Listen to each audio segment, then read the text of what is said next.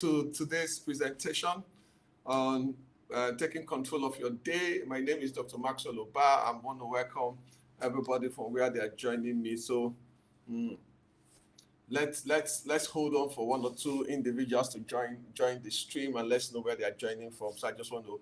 I hope your day has been good. Well, if you are a Nigerian, wherever you are listening to this, and you are a lover of football, I'm sure you'll be excited because Nigeria has just qualified for the final. South Africa really did play a good game. In fact, it looks as if on the balance of play they were relatively better. But at the end of the day, Nigeria is in the final. That's the score. That's the score that counts. And sometimes there's a lesson here is that there are certain things you can sacrifice a bit of play in order for you to win the game. So I would like to welcome everybody. Thank you for where you're joining me from this evening. Today we'll be talking about maximizing our day. We started this series last week, and if you just don't mind, let me share my screen so that for those on the other platforms. So if you are joining me from Facebook, from YouTube, from Twitter, and from LinkedIn, you'll be able to see the slide. And for those joining me from Instagram, thank you. I can see that somebody has joined me from Instagram. For those joining me from Instagram, just follow me. You might not be able to see the slide if you're on Instagram. You can see the slide on the other platform, but it's fine. You just learn the lesson. Today we're talking about taking control of your day, part two. That's what we're talking about here today. Taking control of your day, part two. And if you, because of time, this is a very short, straight to the point presentation. Maximum 30 minutes. We are done. As a way of reminder, what we said last week is that the first thing is that you need to learn that you're in control. Yes, we know there are other distractions that will happen. We know that the system will make a demand on your time. Your boss will make a demand on your time. Your colleagues will make a demand on your time. We understand that. But eventually, we said here last week is that you are in control. And we talked about the concept of the internal versus the external locus of control. If you missed the episode last week, you can actually search the various platforms like Twitter, like YouTube and Facebook, and even LinkedIn, and you will see the presentation. But let's go just a way of reminder. We said the second thing here is that you need to track your time. And if you do this, you find out that you might be spending too much time on certain activities that do not add value. Last week, we talked about three types of activities here. We said they are investment, maintenance, and expense activities. And you need to track your time and ask yourself, am I spending too much time on platforms that are not yielding the value? And you can decide to say, okay, let me reduce the amount of time I spend on this platform so that I can focus time on something that is more important. We talked about planning your day. The third secret in maximizing the day, we said you need to plan your day. And in planning your day, we talked about the concept of Newton's first law of motion, that all objects will remain at rest on uniform motion in a straight line until an external force. Then you will, we said we use that law, Newton's first law, and we tied it to habits. Then you will continue to do the same things that you do every day until you decide to do something different. That word until is until, like the prodigal son, until he came to his senses, until you come to that realization that, hey, I need to do something different with my day. You will continue. Your habit will just suck you in, and before you know it, the day is over. You're wondering, where did my hours and the time go? That's what we said last week. And we said you need to set goals for the day. We use the concept of every day must have at least one goal, a maximum of 5 goals, but at least one goal. A great day must have at least one great goal. Then you can have some five other smaller goals. Return calls, send an email to a client, follow up on a particular request. But there should be a major goal that is the foundation of that day. That's for me a major goal. Every day must have a major goal. And if you take this even from the principle of creation, every day had one major goal. Those major goals are your anchor goals for the day. So that anchor goal, there has to be an anchor goal today. So what's the most important thing for me to do today? So for today, my most important goal was to send a proposal to a client. That was my anchor goal. I had other goals, but that was the anchor goal. And we talked about the evening and the morning principle, saying that the day starts in the evening, and the day you plan in the evening, you execute in the morning. So this was where we stopped last week. And where we stopped last week is the concept of starting early. So we said that in order for you to maximize your day, you need to start. So I want to spend a bit of time and talk about that concept there. Let's talk about starting early, why you need to start early, the importance of starting early. When you start early, what should you do so that you can maximize your day? So there are 3 or 4 lessons that you will learn in this concept of starting early. So let's go straight into the concept, why you need to start early. Batasha Gratian was born on the 8th of January 1601. So this is over 400. The concept here is about 400 years old. He died in 1658. But look at what he said. He said, a wise person does at once what a fool does at last. He said they both do the same thing. The only problem, the difference is that they do it at different times. I need you to understand that. For those of us on Instagram, for the other platforms, you can see the quote. So let me repeat for those on Instagram. A wise person does at once what a fool does at last. So the difference here between the wise and foolish is their sense of urgency or how they maximize time. Now, the wise person will do at once, the fool will postpone it and postpone it and postpone it. They will both do the same thing, but at different times. They will not see the same results because there's something about maximizing the time and starting early that enables you to maximize success and your future. So let's go into some benefits of that. The first benefit here is that we can I call it giving yourself a head start. I call it giving yourself a head start. That a head start is like an advantage that somebody has over the other person. That's a head start, an advantage. And I said in life, you will meet different categories of people. You understand? You will meet different categories of people. You will meet people that you call them drifters. A drifter has no direction, no purpose in life. Just as the day, call it in that case, the day just flows. That's what a drifter is. Or you can also have a dreamer. These are people that have great dreams, but they do nothing. You have sleepwalkers. Sleepwalkers are people that you think that they are busy, but they are not conscious of the activities that they are doing. So when somebody is sleepwalking, it looks as if the person is busy, but the person is the unconscious has taken control over the person's life. And every other thing the person is doing is that the person is not really conscious of it. And I like what Carl Jung says. He said, until you make the unconscious conscious, it will control your life and you will call it fate. That's when I saw that quote has been one amazing quote. There are certain unconscious beliefs, attitude, mindset that is controlling our lives, and sometimes we call it fate. So, but you have sleepwalkers and you have people that are talkers. Who are talkers? They can say everything. Today I'm going to do this. Tomorrow I'm going to do this. They have great plans. They can talk about it. When you hear them speak, they sound amazing, but they do nothing about it. And the final category is that you have doers. Now, this I just want to keep it simple. 5. And drifters, they just go with the flow. Dreamers, great dreams, nothing. Sleepwalkers, the unconscious is controlling their life. Talkers, then you have doers. So if you have this as 5 classes of people, it tells you that just by starting, you have a head start over 80% of people. Just by starting, you understand, you have a head start over the drifters, the dreamers, the sleepwalkers, the talkers. You understand, you have a head start just by starting. That's what I need you to see. So starting early gives you a head start, and we'll talk about all the other benefits that comes with it. It gives you an advantage. I understand that, yes, somebody will say that Gandhi says that speed is not the necessity of life. I agree that life is not just about increasing the speed. I agree with that also. But in life also, take for example, there are certain things that are easier at certain stages in life. A man can go to school at 70, but we agree that it is easier to go to school at 17. So you can do adult education, I agree, but it's a lot easier at different phases in your life. So that's the concept of giving yourself a head start.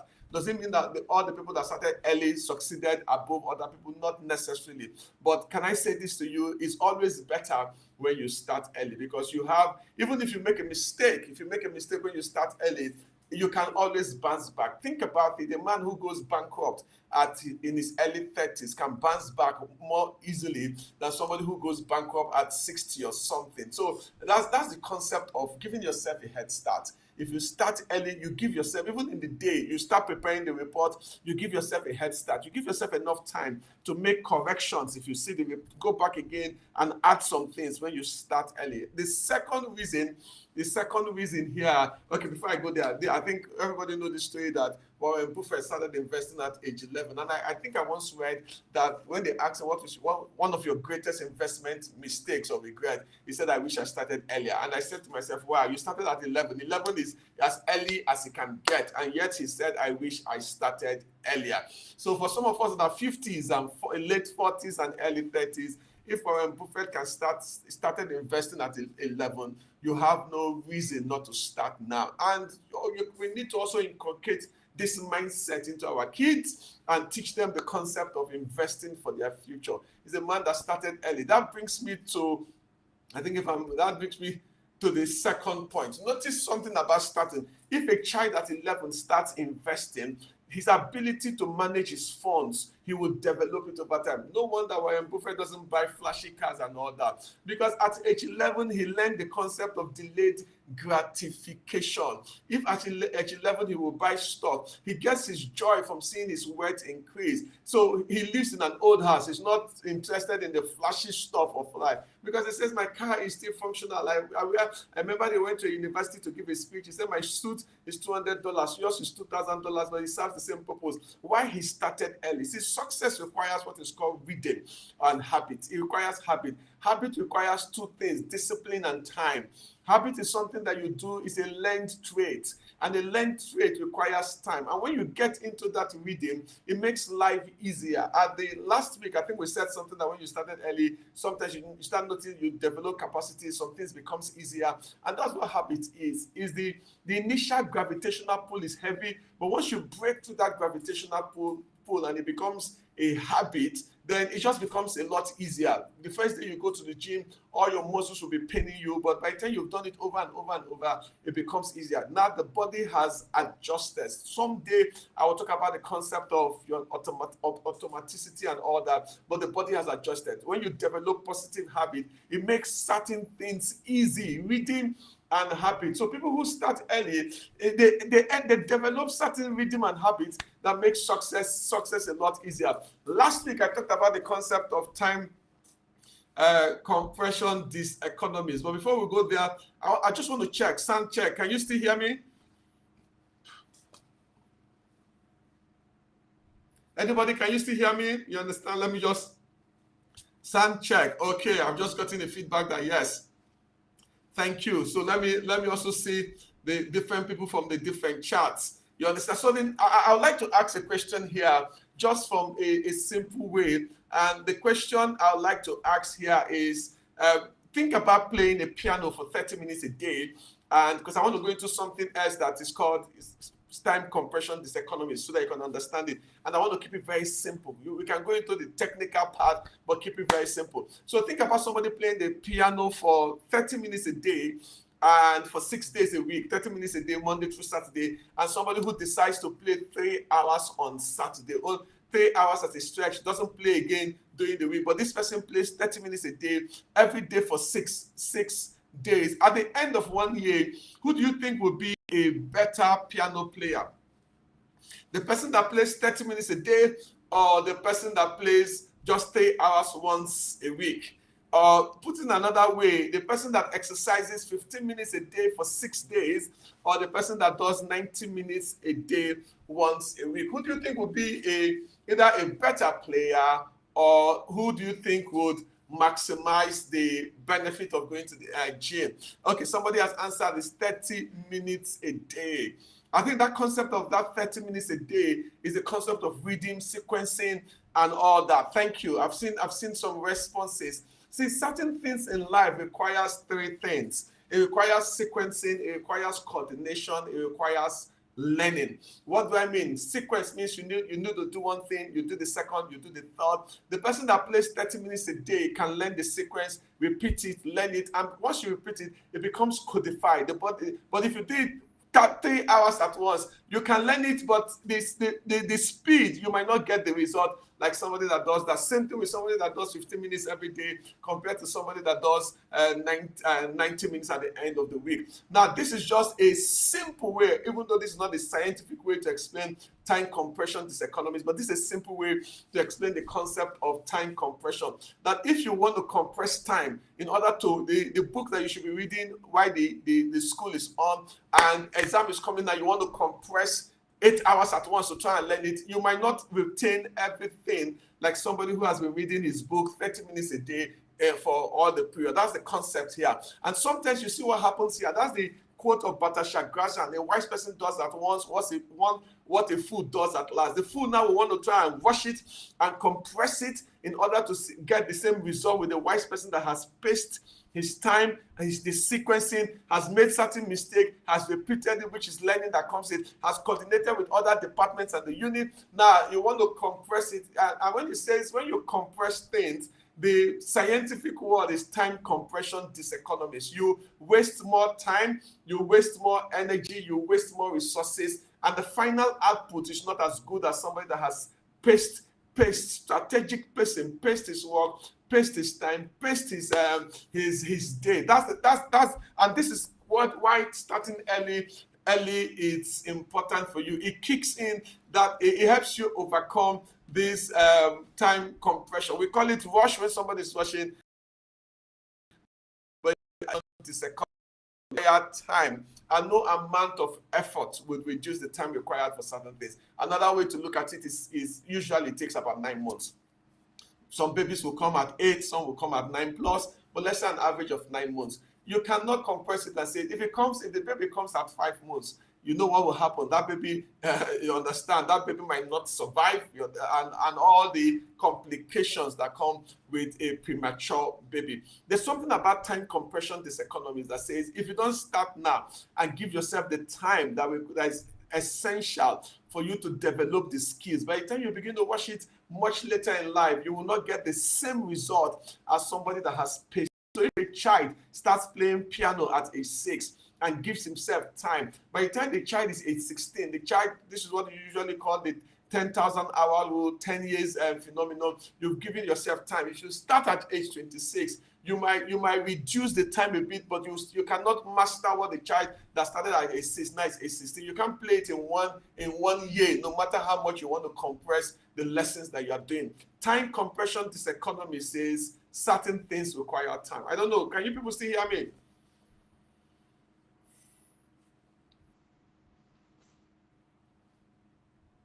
Hello, can you still hear me? I just want to be sure because I'm getting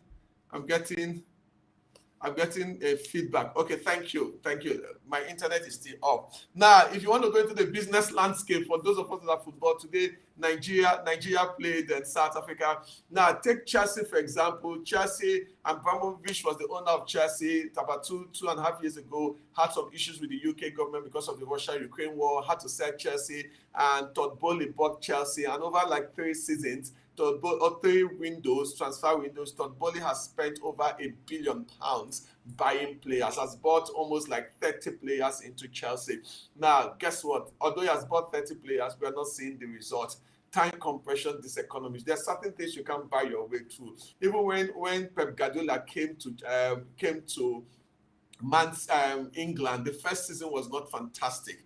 The first season was an average, an okay season. But over time, by inculcating his ideas into the people, you start seeing results. So there are certain things you can't buy your way through. That's the concept. This will take time, and it will take beyond just time. It will also take a great coach. Let me just say that in passing, and I don't want to go into football. But this is a classic case of certain things. You can't just buy 30 players and say immediately. It takes time for them to gel, and when you're this kind of players, then you need a fantastic coach that can help them gel quickly, or quicker than when you don't have a great coach. So that's point number 2. Point number 2 says when you start early, you understand, you build the rhythm and you build the habit. In the business balance, you understand, we talk about the concept of time compression diseconomies. You can't compress certain things even if you want to rush it. It will not be effective. So it's you have a report to submit a report. In your mind, you start thinking about what would I write first stage, second stage, and you are jotting down notes over the 3-4 days period. So by the time the final day, you are ready. If you just wake up that final day and you want to write it, except you already have a template, time compression, this economy says, if you rush it at the final hour, it will not be as good as somebody that has taken his time over 1 day, 2 days, and over 3 days preparing it. So let's come to this concept of manage energy better. Now, in certain schools of thought, you hear that people say there's nothing like time management. It's now energy management, and I think that the time and energy they flow together. That's what I believe. Time and energy, and I'll show you a curve. Usually, for those of us that are on the platform where you can see the curve and Instagram, let me explain. Usually, energy is high in the morning for so many reasons. Maybe because over the night your body has rested, so that rest and the rest, the body has released dealt with some free radicals, and release some energy for you to work. And at the beginning of the day, people take breakfast, and you have the glucose spike in that morning. Then somewhere around 12 to 2, no matter the energy you've taken, the work that you've done consumes energy, your energy begins to fall. Then people go for lunch again, and as a result of that, there's a bit of spike. And so I didn't want to continue the evening and all that. So you can draw the curve like an S wave, but just keep it simple. That energy is high in the morning, somewhere around midday, energy is low, and picks up somewhere towards the evening period for some people. Some people, you can extend this to night. Energy picks up again towards that time. That's the first thing I want you to notice. The second thing I want you to notice is distraction. So if energy peaks in the morning and late evening, notice something about distraction. If energy is like a U wave, distraction is the opposite. Distraction is low usually early morning and begin to peak somewhere around midday. So think about it. You get to work at 6 a.m. Let's take a hypothetical figure. There'll be little or no distraction at 6 a.m. because a lot of people are not even at work at that particular time. But as people start coming to work, let's assume you work in an organization that opens for 8 if you work in a bank or something. Now, this might not apply for medical doctors that are in emergency, where emergency can happen all day. So for everything, there are certain exceptions, I agree, but just generally. Now, by 8, when the office opens and the rest, you find out that the number of customers begins to peak somewhere around 11, 12, 1, 2. So at the time when energy is very low, that is when distraction is also very high. And towards the end of the day, distraction comes down. People are tired, people are going home, and the rest, distraction comes down.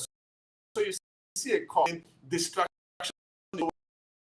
is higher in the afternoon. Together, what do you have? You have a curve like this, that the energy is higher in the morning, distraction is lower in the morning. Energy falls in the afternoon, distraction is high in the afternoon. You understand? Distraction falls in the evening. So distraction and energy somehow are going in two opposite directions, all things being equal. This is simple graph to explain why you need to start early, and because it helps you manage energy better. So if you notice this graph, what you notice here is that there's what I call the zone of peak productivity for the average human being is usually in the morning and late in the evening, because of the energy cycle and the distraction cycle. So the zone of peak productivity is usually, so that's your ZOP, Z-O-P-P, I call it Z-O-P-P, zone of peak productivity, usually in the morning. And so when you talk about, some people say don't manage time, manage energy, it's the same thing. If you understand that the way energy flows, you understand, and it flows based on certain time zones. Now, somebody can say, I'm a late bloomer, I work best in the evening. That's one zone of, but usually the first zone here is the zone morning and evening. And in the midday is where you have the big distractions for so many reasons. Your glucose level is low, there are a lot of distractions coming from, so your productivity in the afternoon is not as high as that in the morning or late in the evening. I don't know, am I communicating? This zone of, am I communicating? The zone of peak productivity. I'm looking at my time, I have like 7 minutes. Okay, thank you. So I just want to be sure that somebody is hearing me. Thank you. So you have thank you have the ZOP, your zone of peak productivity, usually early in the morning and late in the evening. Now you can understand how this even ties to lesson number 3, the evening and the morning principle. What do I mean by the evening and the morning principle? Now, so you can plan in the evening so that you execute in the early morning, and in the day, during the day, you can do what I call mundane operational activity. So how do we apply this zone of peak productivity to maximize our day? Once you understand that these are the best period for energy, and energy is required for anything great, then you can begin to plan activities to fit into that period. So what I say here is that first here is that since your energy is usually, all things being equal, highest in the morning, then let the morning hours be used for the most important tasks. Now, somebody will say, what in starting early, what do I start with? I said to you, start your most important task. So if I have a proposal to send, and that proposal is the most important task in the day, use that energy at that particular time to start the proposal. When the energy is about low, you can give yourself a break. Then if it's a call, I can return the call. I can do some other things in that time when my energy is low, where I don't need to do a lot of creative thinking or problem solving task. So because there's some tasks that are operational, mundane, and they're not, it doesn't require a lot of creative thinking or problem solving. Use that period where energy is low to do those mundane tasks, but focus your energy, your most important tasks in those energy time zones. So in the morning, use the morning for your most important activities, because your energy is still high, distraction is low, you can focus, you can concentrate, you can knock it up. It doesn't mean you will finish it immediately that morning, but you have already started. And when you start, there's something about starting, like we said in the other point, that builds the rhythm, and you just find out that the thing begins to flow. So that's the first thing I want to say here, that use your day, structure your day in such a way that your most important tasks are done when your energy is high. And we know that your energy is high is usually in the morning. So I will use that morning time to do a bit of operational and mundane thing, because the afternoon time now, when there are a lot of distractions, I want to now do something serious, I might not have that energy to concentrate in order to deliver the work that I want. So the first thing here is look at your most important time. And for somebody, if you're a marketer, your most important time might be calling your prospects. That's your most important time. Focus on it in the morning, except you know that your customers do not like you calling in the morning. That's a specific case. But usually, focus your most important tasks that day. And if you do this, between that 7, knock off something important on your between 7 a.m. and 10 a.m. Knock off one of the most important tasks on your desk. Then in the afternoon, do your operational and the rest. But knock off the most important things on your desk between that. Second thing I want to say here is that what happens to a lot of people is that when we get to work, that we are the ones that create the distractions for ourselves. What do I mean? We get to work at 7 to 10, and the first thing we do, we want to do something that will not add value. So our social media becomes the biggest distraction we have for us. You want to check what is happening on, you understand what are people saying here and the rest, and you just find out that it consumes your time. And 10 o'clock every day, by 10, I want everybody listening to this broadcast on the different platforms, by 10 o'clock every day, ensure that you should be able to tick off something that you've accomplished by 10 o'clock every day. Just do that for the next 7 days or the next 2 weeks, and give me feedback. Tick off something important every day. Rearrange your tasks and put the most important tasks at the beginning where distractions are less. And I want to say, now that you want to concentrate between 7 to 10, there is a principle or a technique that is called the Pomodoro technique. Pomodoro is actually the Latin word for tomato. I think it was an Italian man that coined this technique. And what he simply said is that the human being can actually work best if you do 25 minutes concentrated energy, 5 minutes break. Let me explain that. So the Pomodoro technique. So if you take one thing from this presentation, there's so many things you said. Understand the energy cycle, but in maximizing that energy cycle or maximizing your day, use the Pomodoro technique. And what does the Pomodoro technique say? First, start with that task that is very important to you, and give yourself 25 minutes. In that 25 minutes, tell yourself all an emergency, I will not respond to it. Now, I want to focus the next 25 minutes of my time towards writing this, towards responding to this, towards doing this particular 25 minutes. And it says once it is 25 minutes, stand up or give yourself a 5 minutes break. So in that 5 minutes break, you can go to your phone and make sure 5 minutes and check out the emails that you need to respond to and quickly respond to it. Then come back again for another 25 minutes. It says do this 3 times. So if you have 90 minutes, for example, 25 minutes, 5 minutes break, 25 minutes, 5 minutes break, 25 minutes, another 5 minutes break. So in that 90 minutes, you would have done 1 hour, 15 minutes of concentrated work. Then at the end of 90 minutes, what it suggests is that you give yourself a 20 to 30 minutes break, then you come back again and repeat the cycle. And it says if you do this, you'll find out that your productivity will be much higher. So the Pomodoro technique tells us about the 25 minutes stretch, then 5 minutes break. So this program is almost 30 minutes now. So I need to, even if you use the Pomodoro technique, 30 minutes, you need to stop. So it said you can concentrate your energy, your time, your focus for 25 minutes. After that, just take a break so that your body can reset again, then come back. Instead of doing 90 minutes as a stretch, that give yourself 25 minutes, take a 5 minutes break. You can go to the restroom, you can stretch your legs, you come back again for another 25 minutes, and you do this for 3 times, and then you take a 20 to 30 minutes break. That's where we need to stop the Pomodoro technique. Next week, we'll talk about something multitasking and single tasking, which is better. We'll talk about something also now focus more on how do we deal with certain distractions next week. I hope today's session was useful to you. I remain your host, Dr. Max Oluba. We'll continue every Wednesday.